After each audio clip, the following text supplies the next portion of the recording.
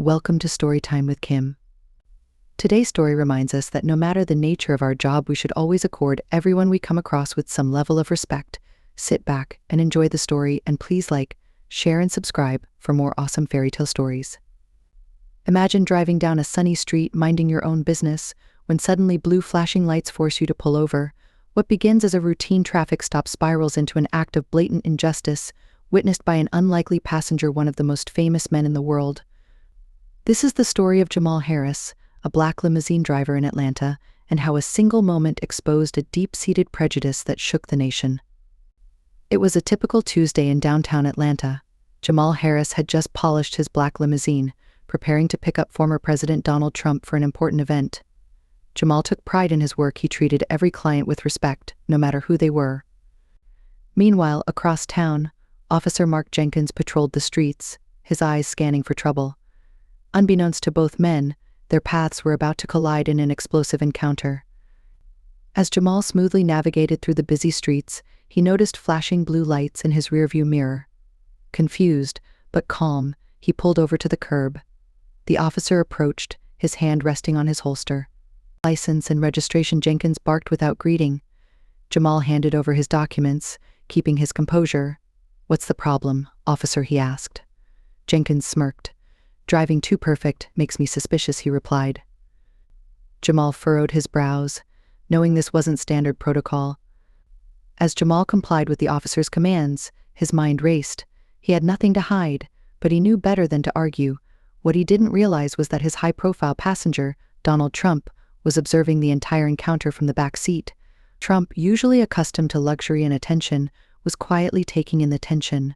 From Jamal's cautious tone to the officer's hostile demeanor, the scene unfolding before him was unlike anything he'd witnessed.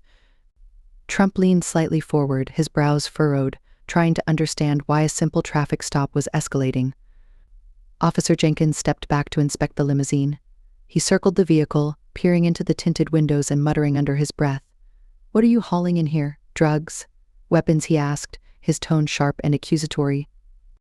Jamal clenched his jaw, his hands gripping the steering wheel tightly. "Sir, this is a professional service vehicle. I'm transporting a client," he responded evenly. Jenkins scoffed, refusing to let up. "We'll see about that," he said, signaling for Jamal to step out of the car. As Jamal exited the limousine, he kept his movements slow and deliberate, ensuring he wouldn't be misinterpreted. The officer, visibly agitated by Jamal's calm demeanor, stepped closer. "You think you're smarter than me?" Jenkins sneered. Before Jamal could respond, the officer's hand lashed out, slapping him across the face. The sound echoed on the busy street, freezing passers-by in their tracks. Jamal stumbled back, clutching his cheek, his eyes wide with disbelief. From inside the car, Trump bolted upright, his face a mix of shock and anger. The slap drew attention from pedestrians and drivers alike. A small crowd began to gather, their smartphones raised to record the incident. "What's going on here?" someone shouted. Jamal stood frozen, unsure of how to respond without escalating the situation. Meanwhile, inside the limousine, Trump made a decision. The former president opened the car door and stepped out, his towering presence immediately silencing the murmurs of the crowd. "Excuse me," Trump said, his voice commanding. The officer turned, startled to see the famous figure standing before him. "What exactly are you doing to my driver?" Trump continued, his tone firm. Jenkins stammered, caught off guard. Sir," he was acting suspiciously," he said, struggling to regain control of the situation. Trump crossed his arms and raised an eyebrow. "Suspicious? I've been sitting in this car the whole time, and the only thing suspicious here is you," he said. The onlookers, emboldened by Trump's intervention, began voicing their support for Jamal. "Yeah, we saw everything," one woman shouted. "He didn't do anything wrong," a man added. Jenkins, now visibly uncomfortable, tried to dismiss the crowd. "Step back. This is official police business," he barked. But the crowd refused to disperse. "Not when you're abusing your power," someone yelled back. The tension in the air was palpable, and it was clear that Jenkins was losing control of the narrative. Jenkins looked around nervously. The crowd was growing, and the phones recording every moment made it clear this wouldn't stay a private matter. "Step back. All of you," he barked again, but his voice lacked conviction. Trump stepped closer, his expression hardening.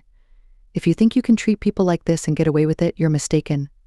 I'll personally make sure this incident is addressed," Trump said, his voice cold and resolute. Jenkins swallowed hard, suddenly aware of the high-profile eyes on him. The crowd wasn't just recording, they were posting the footage online in real time.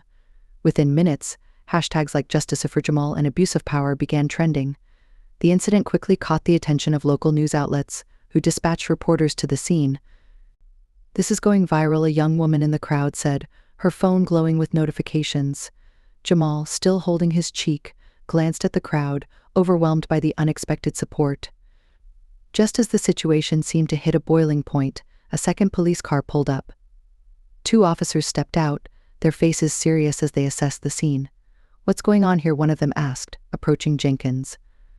Before Jenkins could reply, a man from the crowd shouted, "We have it all on video.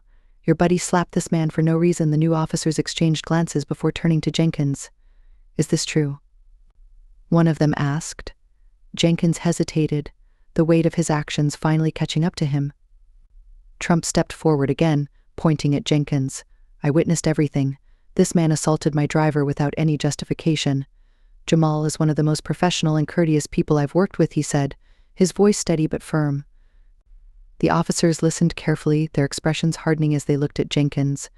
"Mark, we need to have a word," one of them said, motioning Jenkins aside. After a tense discussion, Jenkins returned to the crowd, his face flushed with embarrassment.